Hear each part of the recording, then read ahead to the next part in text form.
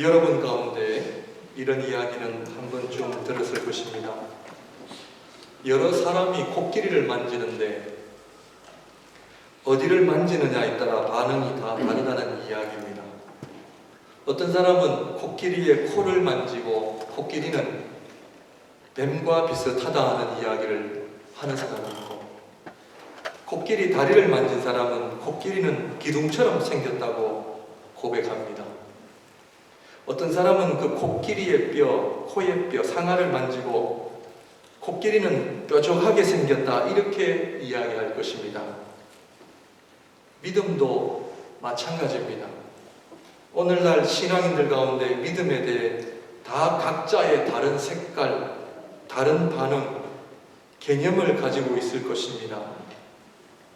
그런데 무엇보다 가장 위험한 믿음은 하나님의 말씀을 근거로 한 믿음이 아니라 자신의 감정, 자신의 경험, 자신의 생각에 근거한 믿음일 때 사실은 성경이 말하는 올바른 믿음이 될 수가 없음을 이야기합니다.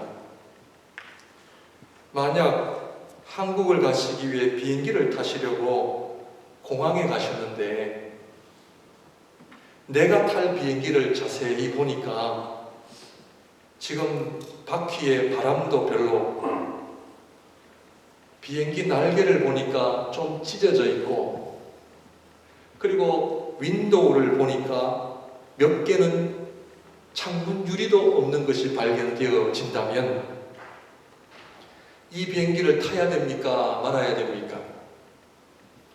밴쿠버에는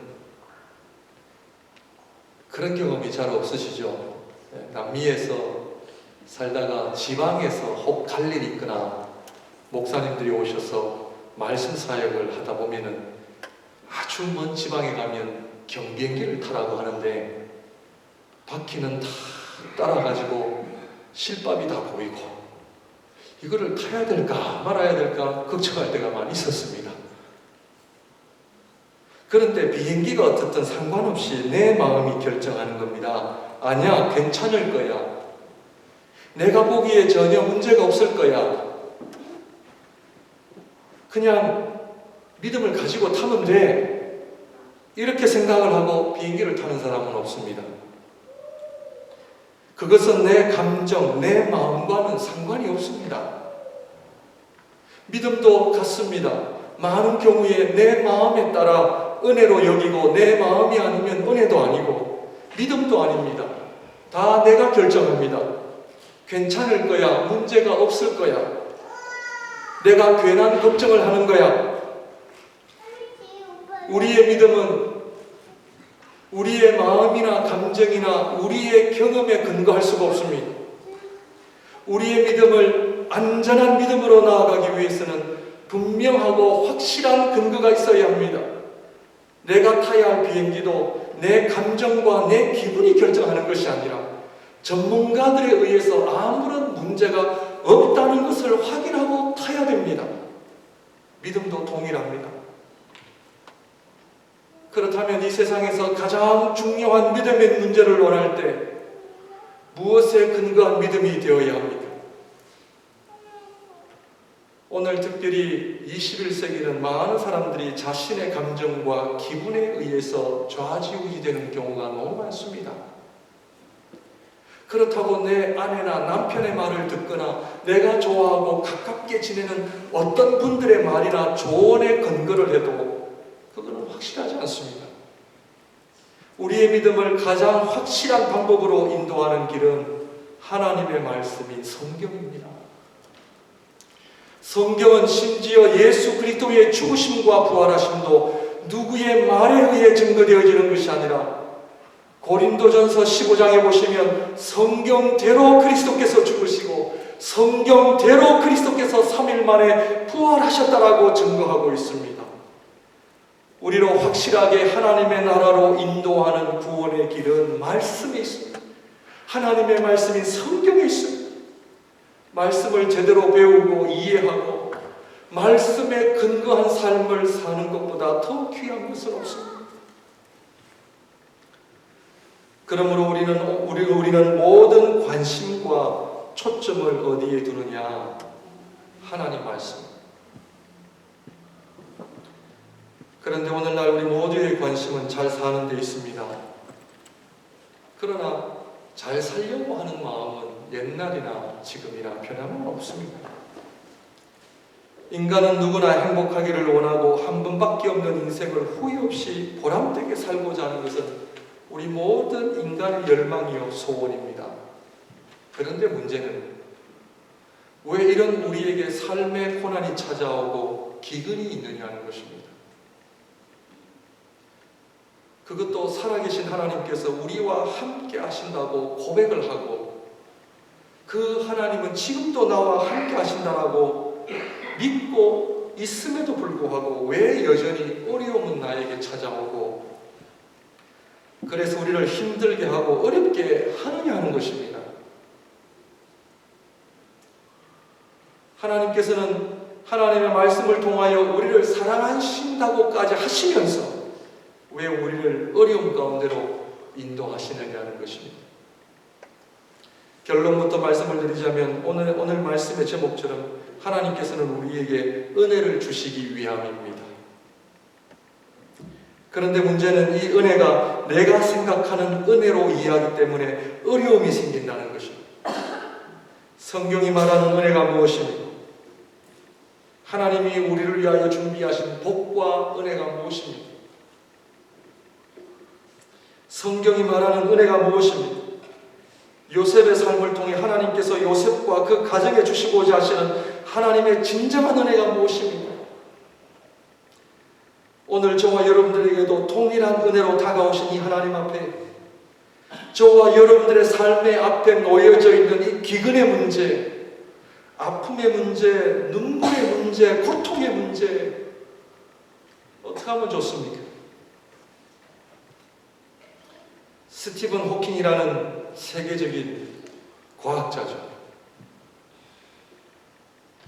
며칠 전에 가만 보니까 하나님은 계시지 않는다 그렇게 얘기를 했습니다.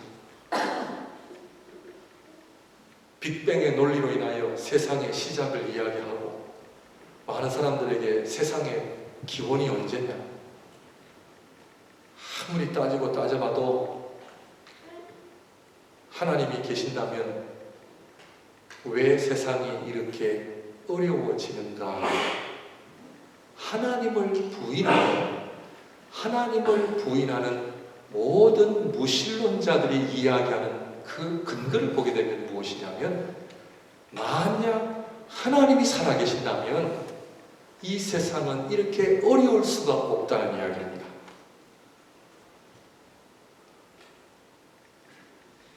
세상을 보지 않고 내 삶만 봐도요 어떤 경우에는 하나님이 안 계시는 것 같아요. 하나님이 나를 사랑하신다면 왜 기근이 있고 왜 눈물이 있고 왜 이렇게 아픔이 있을까? 그러나 하나님의 백성들은 하나님을 믿습니다. 그 하나님은 여전히 살아계시고 그리고 특별히 창세기뿐만 아니라 성경 전체를 통해서 하나님께서는 하나님의 백성들을 이끌어 가시는 방법이 있기 때문에 우리가 성경을 보고 성경을 통해서 그 의미를 알아야만 이 풀리지 않는 숙제를 풀고 하루를 살아도 기쁘게 살 수가 있고요. 고난과 역경을 잘 극복할 수가 있다고 저는 믿습니다. 우리 하나님을 알아야 합니다. 그래서 이 창세기의 마지막 요셉의 이야기를 통하여 하나님께서 우리 목양교회와 저와 여러분들에게 주시는 메시지, 저는 계속해서 말씀을 드립니다만 요셉의 삶을 통하여 우리 목양교회가 앞으로 가야 할 방향, 목회 철학과 저는 요셉의 이야기를 통하여 제 인생의 철학과 하나님 앞에 살아야 할 모든 인생의 가치관, 목표가 저는 요셉의 삶에 다 들어있다고 저는 믿는 사람입니다.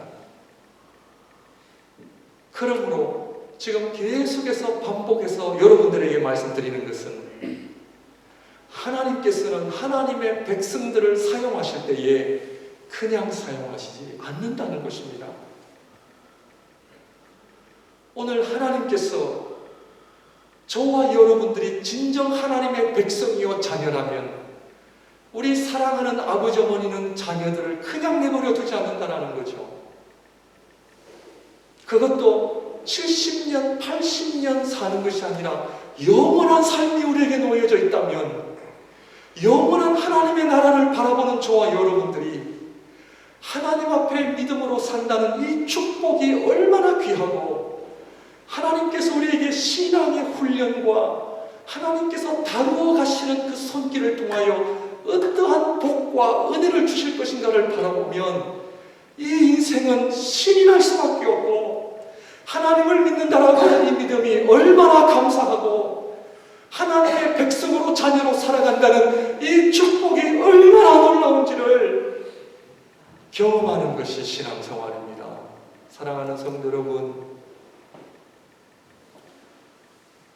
저는 어려서부터 우리 담임 목사님이 강단에서 보통 고함을 지르지 않는 분이 아니셨고 얼마나 많은 열정을 가지고 설교를 하시는지 저는 그것을 통해 많이 훈련이 되어서 어떤 분이 저에게 말하기를 목사님 그렇게 고함을 안 치셔도 다 알아듣습니다 그러시더라고요. 그런데 아무리 다짐을 해도 잘 안 고쳐집니다. 제가 한국의 학생 시절, 청년 시절에 가장 은혜를 받았던 목사님이 이동원 목사님. 설교 테이프를 구해가지고 그 당시 때는 인터넷도 없는 그런 시대였는데 이동원 목사님 범사에 감사하라 데살로니가전서 5장 16절에서 18절은 제가 100번 정도 들었습니다. 그런데 이동원 목사님의 설교 또한 잘 아시겠지만 보통 그분은 이 설교할 때 침이 파편이 튀기면 한 3m까지 갈 정도로 그런 열정을 가진 분입니다. 그분의 설교가 기억이 나는데 하도 그런 열정과 그런 뜨거움을 가지고 설교를 하는데 물론 제가요 우리 이동원 목사님에 비하면 저는 가히 비교를 못하는 그런 목사죠. 그러나 이동원 목사님이 그렇게 설교를 하니까 많은 분들이 그를 향하여 뭐라고 얘기했냐면 목사님은 광대 같습니다라는 표현을 썼습니다. 광대.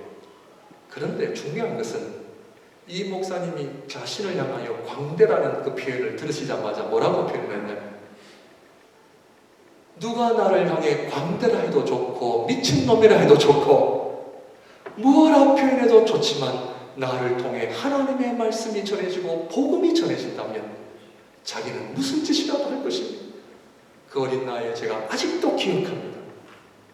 복음을 위해서라면 하나님의 말씀을 전할 수 있다면 내 모든 삶을 다해 하나님의 말씀이 전해진다면 오늘 부족한 종이 이 강단을 통하여 우리 사랑하는 성도들이 하나님의 말씀을 들을 수만 있다면 그 하나님의 말씀을 듣고 주님 앞으로 나올 수만 있다면 하나님의 말씀을 듣고 은혜를 받을 수 있다면 제가 무슨 짓 못하겠습니까? 기근을 통하여 기근이 가져다주는 하나님의 은혜. 사랑하는 성도 여러분, 우리 하나님은 믿음으로 사는 자에게 절대로 빈손으로 돌아가게 하지 않습니다. 저는 표현력이 부족하고 좀 여러 가지로 부족을 해서 몇 번 설교문을 교정을 해도 오늘 이 설교문을 가지고 올라왔는데 또 새로워요. 새로워요. 그러나 사랑하는 성도 여러분, 어떻게 하면 그 하나님, 어떻게 하면 복음의 위대함, 어떻게 하면 하나님의 말씀의 그 위대함을 알 수가 있고 전할 수가 있는가? 사랑하는 성도 여러분, 하나님의 말씀에 푹 빠져보십시오. 요셉의 이야기는 저 그 옛날의 그 어떤 한 소년의 이야기가 아니라 요셉의 이야기를 통해 오늘 저와 여러분들이 주신 하나님의 말씀, 요셉의 이야기를 통하여 우리 목양교를 향한 하나님의 말씀, 우리 가정을 향한 하나님의 말씀, 나를 향한 하나님의 말씀, 세 가지 은혜를 말하고자 합니다. 첫째로, 기근은 하나님이 누구신지를 우리에게 알려주십니다. 창세기 저자가 요셉의 이야기를 전개하면서 자주 등장시키는 단어가 바로 기근입니다. The famine. 그런데 성경의 저자는 기근이 왜 일어나는가, 그리고 이 기근을 어떻게 해결해야 하는가, 이것이 창세기 저자의 의도나 관심이 아닙니다. 창세기 저자의 관심은 내 인생에 기근이 있느냐 없느냐, 아프냐 안 아프냐, 가난하냐 부하냐, 그게 관심이 아니라 기근을 주장하시는 하나님이 계신다는 것을 이야기합니다. 기근을 통해 살아계신 하나님을 지금 소개하는 것이 목적입니다. 창세기 저자는 우리가 믿음으로 살아간다고 할 때 우리 인생의 초점이 어디 있느냐, 그것은 내가 안고 있는 문제, 내가 안고 있는 어려움, 기근이 아니라 그 배후에 계시는 하나님께 우리가 초점을 맞춰야 된다라고 이야기합니다. 사랑하는 성도 여러분, 여기 지금 만병통치약이 있어요. 이 약을 먹으면 내 안에 어떤 병도 다 나을 수 있다는 약을 가진 사람은 내 안에 어떤 병이 있어도 걱정해야 안 해요. 걱정할 필요 없어요. 이 약 먹으면 되니까. 지금 창세기의 저자는 오늘날 많은 사람들이 하나님을 안다고 하지만 하나님을 모르기 때문에 내가 안고 있는 문제, 내가 안고 있는 그 기근을 가지고 씨름을 한다는 것입니다. 그러나 성경의 저자는 기근의 문제 아무것도 아니라는 거예요. 걱정하지 말라는 거예요. 염려하지 말라는 거예요. 전지전능하신 하나님이 나와 함께 하시고 그 하나님이 내 인생을 붙잡아 주시면 아픈 거 걱정하지 않으면 된다는 거죠. 괜찮습니다. 그 얘기입니다. 그런데 많은 사람들이 우리의 초점이 어디에 있느냐, 하나님이 아니라 자꾸 문제만을 바라보는 거예요. 사랑하는 성도 여러분, 어떤 문제도 기근도 걱정하지 마십시오. 염려하지 마십시오. 하나님이 우리와 함께 하십니다. 그 요셉과 함께 하셨던 하나님이 우리와 함께 하시고 그 전지전능하신 하나님이 우리를 통하여 하시고자 하는 일들이 있기 때문에 기근을 주신다 하는 것입니다. 그러므로 성경은 기근을 통해 여호와 하나님은 누구신가 하는 것을 우리에게 알리시기 위함이라는 거예요. 우리의 인생의 제일 되는 목적은 우리가 어떻게 살아가고 우리가 부자가 되느냐 안 되느냐, 어떤 직장을 가지느냐 못 가지느냐가 아니라 살아계신 하나님을 알아가는 것입니다. 마태복음 16장에 보시면 예수님께서 제자들에게 너희는 나를 누구라 하느냐 물으셨습니다. 이때 베드로가 아주 유명한 고백을 합니다. 주는 그리스도시요 살아계신 하나님의 아들입니다. 이때 예수님께서 베드로를 칭찬하셨습니다. 칭찬하시면서 뭐라고 칭찬하셨느냐? 복되도다, 복되도다. 내가 누구인지를 아는 것이 복되도다.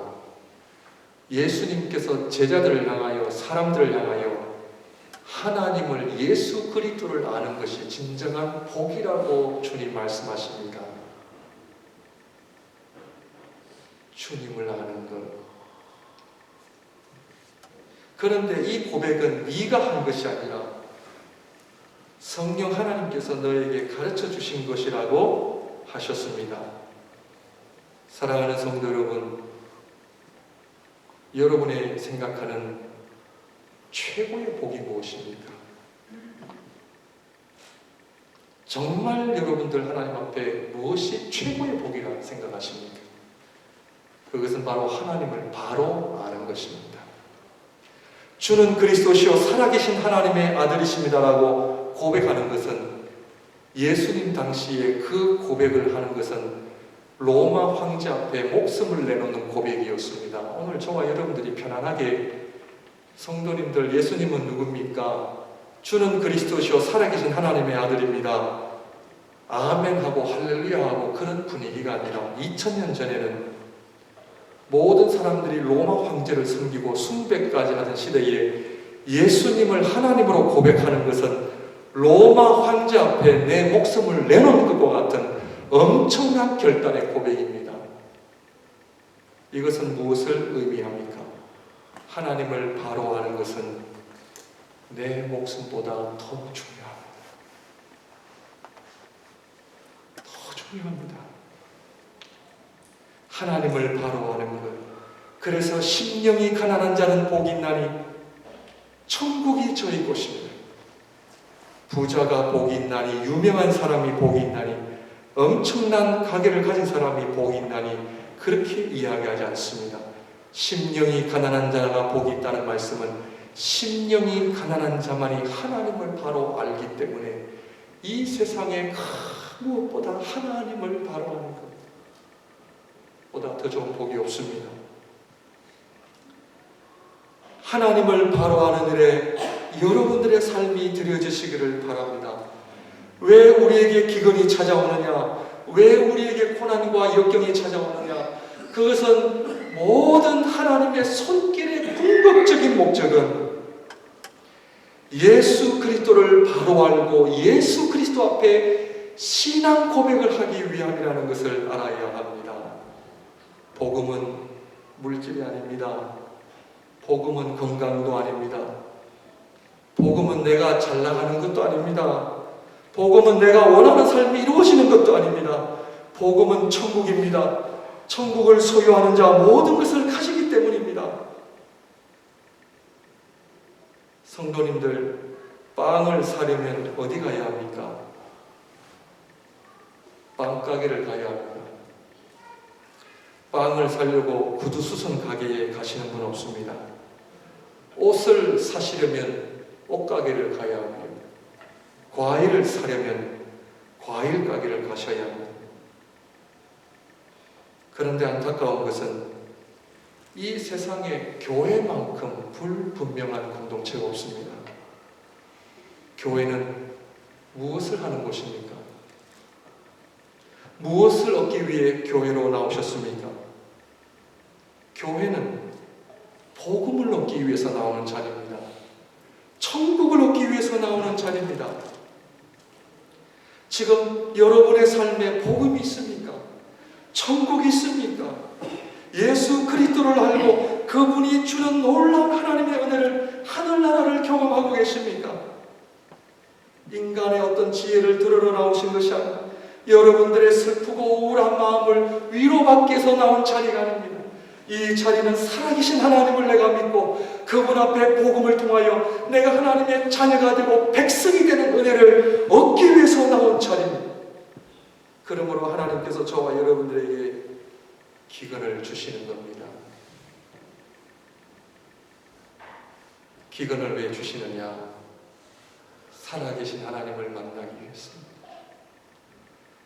우리 인간이요, 참 우리가 죄인입니다. 저희가 사는 윗집에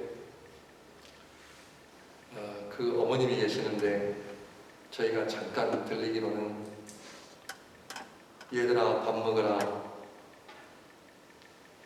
아이들이 빨리 오지 않았던 것 같아요. 얘들아 밥 먹으라 10번 이상 불러도 자녀들이 오질 않습니다. 그 어머니가 결국에는 심판의 날이 온 거예요. 그래가지고 자식들을 다 내려오게 해서 설교를 하시는데 저희 집사람이 얘기하기를 자기 마음도 속이 후련하대요. 그 얘기 듣고 나니까 내려와라, 와라. 제가 그 얘기를 들으면서 사랑하는 성도 여러분, 우리 인간의 마음이요, 하나님이 우리에게 그렇게 와라, 와라, 제발 좀 와라, 와라 해도요 안 들어요. 어머니가 밥을 차려놓고 맛있는 밥을 차려놓고 은혜를 주시겠다고 하는데도 우리는 오지 않습니다. 그래서 하나님이 뭐 하시느냐? 기근을 주시는 거예요. 오늘 말씀을 보게 되면 야곱 가정이 꼼짝을 못합니다. 여러분, 그 자리까지 가기를 원하십니까? 아니면은 빨리 하나님 앞에 나오셔서 그 하나님을 알고 그 하나님 앞에 하나님을 아는 것이 내 인생의 최고의 복이라는 그런 고백을 하시겠습니까? 요셉은 기근으로 인해 애굽의 총리가 되고 기근으로 인해 요셉의 가정이 회복이 되어지는 일들이 일어나기 시작합니다. 기근으로 인해 우리가 하나님께로 돌아오고 우리의 가정과 교회가 회복이 된다는 것 얼마나 큰 축복인지 모릅니다. 사랑하는 성도 여러분, 지금 우리가 알지 못하는 기근이 있습니까? 하나님 앞으로 나오십시오. 하나님께서 다 들고 계십니다. 해결을 가지고 계십니다. 하나님께서 모든 우리 인생의 문제를 다 가지고 계십니다. 창세기 1장 1절 태초에 하나님이 천지를 창조하시니라. 그 하나님이 오늘 저와 여러분들의 하나님이심을 믿으십니까? 마태복음 6장 9절에 너희는 이렇게 기도하라. 하늘에 계신 우리 아버지여. 이 세상을 창조하신 하나님이 저와 여러분들의 아버지 되심을 아십니까? 요셉, 야곱의 가정처럼 몰라요. 모르기 때문에 하나님이 그 기근을 통하여 요셉과 그 가정을 회복시키시고 하나님께서 예비하신 은혜들을 다 주십니다. 그러므로 내 힘과 내 노력으로 극복하려 하지 마시고 하나님이 주시는 은혜, 하나님이 주시는 해결, 그 하나님이 어떤 하나님인지를 아시는 것이 복입니다. 둘째로, 기근이 주는 은혜는 기근 앞에 우리 인간은 무기력한 존재임을 알게 하십니다. 이것이 우리 한계입니다. 기근을 통해 하나님께서는 우리가 어떤 자리로 가게 하시느냐? 우리가 할 수 있는 것은 아무것도 없음을 고백하게 하십니다. 내 자신의 무기력함을 절실히 깨달을 때 우리는 비로소 하나님을 찾기 시작합니다. 이것이 은혜입니다. 사랑하는 성도 여러분, 지금까지 하나님 앞에 쌓아온 바벨탑 다 의미 없습니다. 학교, 신분, 나의 어떤 백그라운드, 아직도 그것에 연연하여 사신다면 하나님의 은혜가 무엇인지를 모르는 분들입니다. 하나님의 은혜를 아시는 분들은 그거에 연연하지 않습니다. 하나님 앞에 쌓아온 바벨탑 안에 인간의 교만이 숨어 있습니다. 내 스스로 내 힘을 의지하는 것, 내가 왜 하나님 앞에 눈물로 기도하고 나아가야 돼? 내가 왜 그런 약한 모습을 보여야 돼? 다 교만의 소입니다.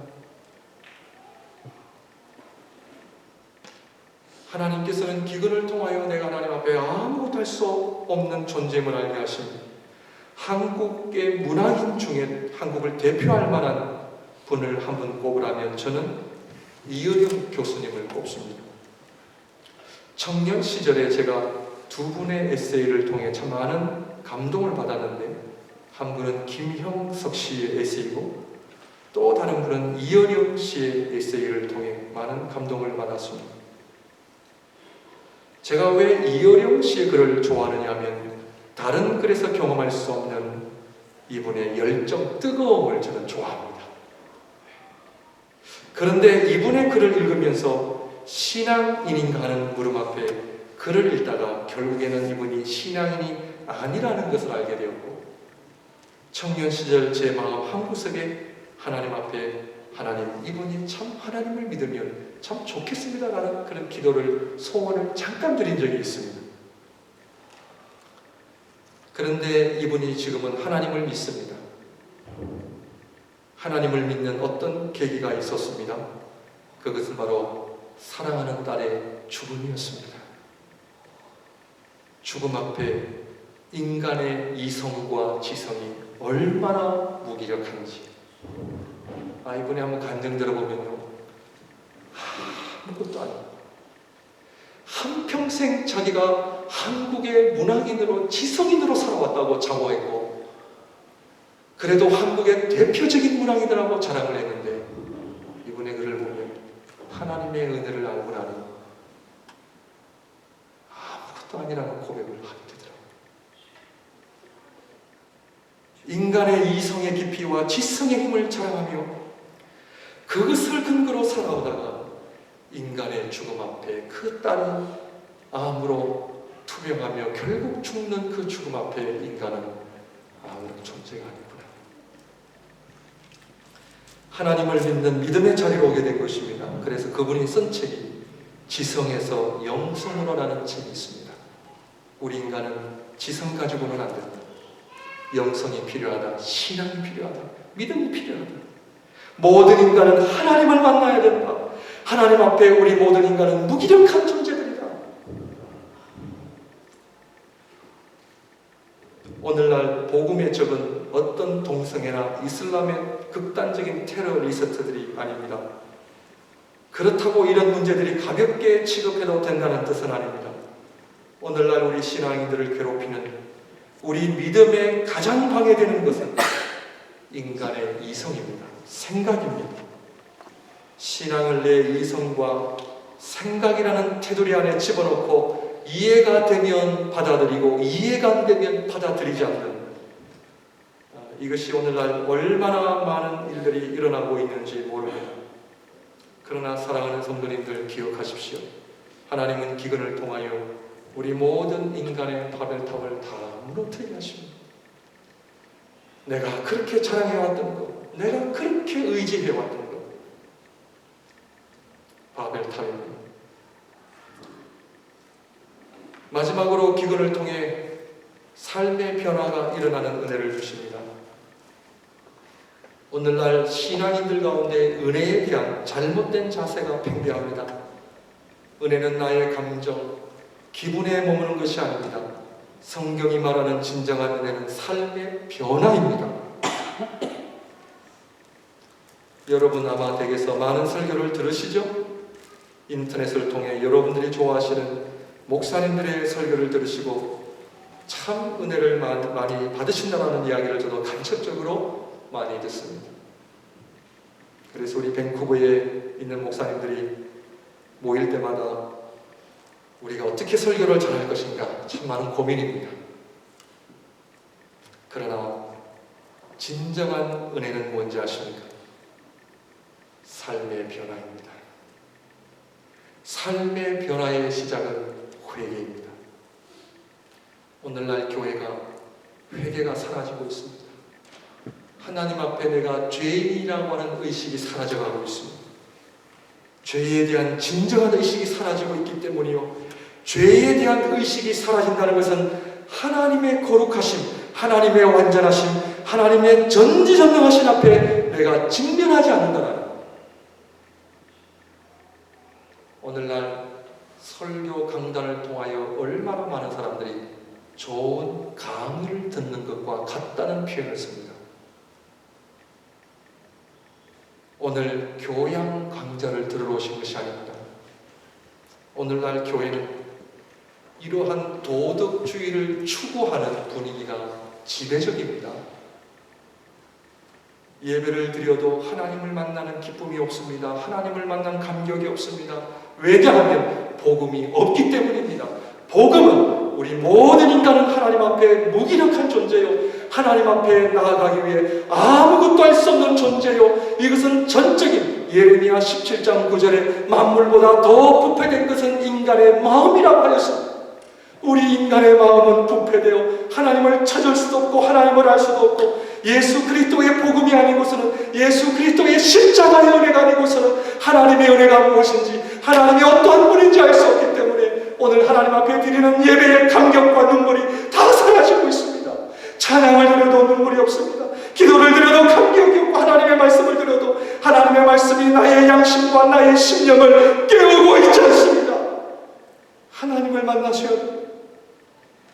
하나님 앞에 진정한 회개가 무엇인지를 알아야 합니다. 하나님을 제대로 만나야 됩니다.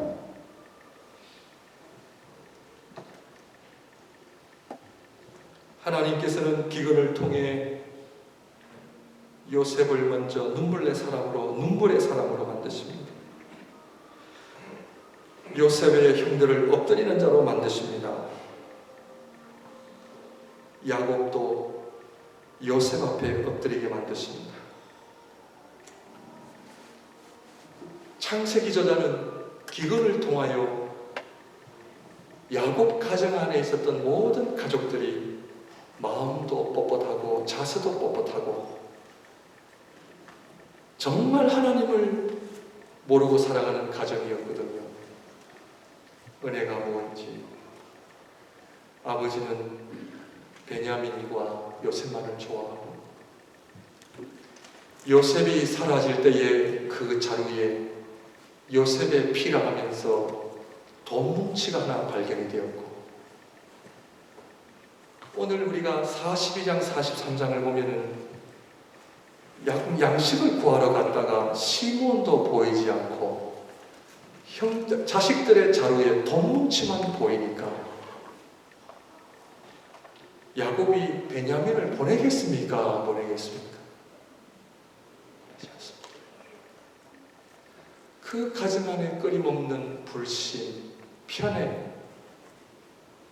성경의 저자는 야곱의 가정을 통하여 오늘 우리의 가정, 우리의 교회 모습을 보여주거든요. 각자 가지고 있는 이기심이 하나님 앞에 얼마나 치명적인가를 우리에게 보여줍니다. 죄로 말미암아 고통을 당하는 그 인간의 그 마음의 어려움이 한 가정 안에 아버지는 자식들을 신뢰하지 않고 자식들은 아버지의 편애하는 아버지로 인하여 상처투성이의 아들들이 요셉도 사라지고 시몬도 사라지고 이제는 너희가 베냐민도 나에게서 빼앗아 가려고 하는구나라고 하는 그 엄청난 표현을 통하여 갈기 찢겨진 그 가정 안에 하나님께서 그 가정을 통하여 주시는 하나님의 복과 은혜가 무엇이며 오늘 저와 여러분들이 이 자리에 앉아있는 하나님이 말씀하신 복음이 무엇이며 은혜가 무엇인지를 창세기 저자는 우리에게 이야기하고 있는 것입니다.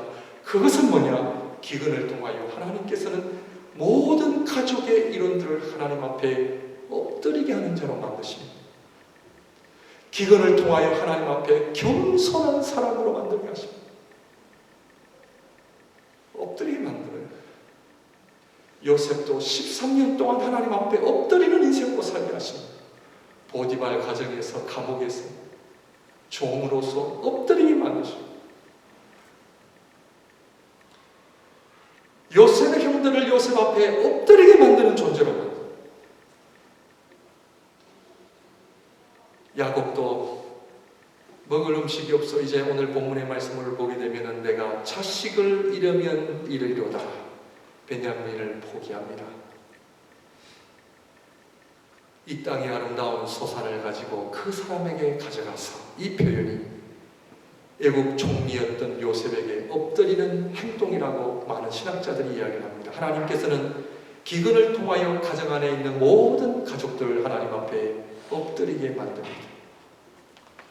사랑하는 성도 여러분, 하나님께서 우리를 강하게 만드셨습니까? 약하게 만드셨습니까? 창세기를 보시면 하나님께서 우리를 강하게 만드셨습니까? 약하게 만드셨습니까? 성경을 보시면 하나님은 우리를 약하게 만드셨습니다. 그런데 죄가 들어와 우리는 강한 자가 되려고 합니다. 강한 자가 되려고 하는 목적은 한 가지입니다. 성공입니다. 목에 힘주고 내가 큰 소리치는 사람으로 갑이 되기 위한 몸부림입니다. 그러나 성경은 창세기를 요셉의 이야기를 통하여 하나님께서는 요셉 가정 안의 모든 가족의 일원들이 갑의 인생을 살아가는 인생이 아니라 다른 사람들에게 큰 소리치는 인생이 아니라 다른 사람들을 위해 군림하는 인생이 아니라 하나님 앞에 엎드리는 자가 되기를 원하십니다. 이것을 다른 말로 말하면 하나님 앞에 예배하는 자로 세우시기 위함입니다. 이것이 바로 하나님께서 요셉과 요셉의 형들을 이스라엘의 조상 12지파의 조상으로 하나님은 삼고자 하는 목적을 하나님은 이루어 가십니다. 출애굽한 이스라엘 백성들이 결국 레위기를 통하여 12지파가 하나님 앞에 번제, 소제, 화목제를 통하여 예배자로 세우게 하시는 하나님의 목적을 우리가 바라본다면 오늘 하나님께서 왜 우리를 만나기를 원하시고 왜 우리가 이해할 수 없는 기근을 허락하시느냐? 엎드리게 만드시기 위함입니다. 하나님 앞에 눈물을 흘리게 하셔서 기도하는 사람 만들게 하시기 위해서 내가 살아온 삶의 배경을 통하여 남들에게 힘을 주고 큰 소리치는 인생이 아니라 하나님 앞에 가장 연약한 존재, 하루하루를 하나님의 은혜가 아니고서는 살아갈 수 없는 존재임을 고백하게 만드시고 그것이 바로 하나님 앞에 참된 예배자로 세워가시는 그 하나님의 은혜, 하나님을 잘 섬기는 자들로 세우시기 위함이라는 것입니다. 사랑하는 성도 여러분, 하나님 앞에 가장 약할 때 우리는 비로소 가장 강한 자가 됩니다. 하나님 앞에 참된 예배자로 살아가느냐, 눈물을 회복하시길 바랍니다. 엎드리시는 인생이 되시길 바랍니다. 여러분의 가정 안에 기도가 회복되어지시길 바랍니다. 하나님 앞에 눈물로 엎드리는 그 자리가 오늘 하나님께서 요셉과 야곱의 가정 안에 이 자식들을 하나님 앞에 엎드리는 자들로 예배하는 자들로 세우셔서 온 세계 가운데 이들을 통하여 제사장 나라를 만드시기 위한 목적이 있다는 것을 알고 오늘 우리 목양교회 살아가는 모든 성도님들을 이 땅에 하나님의 제사장 백성으로 목양교회를 제사장 교회로 세우시고 예배하는 자로 세우시고 엎드리는 자로 만들게 하여 주셔서 하나님께서 저와 여러분을 통하여 얼마나 많은 하나님의 아름다운 일을 이루어가게 하신다는 목적을 통하여 우리에게 주어지는 기근을 통하여 하나님 앞에 나오시는 우리 모두가 되시기를 주님의 이름으로 축원드립니다. 기도하겠습니다.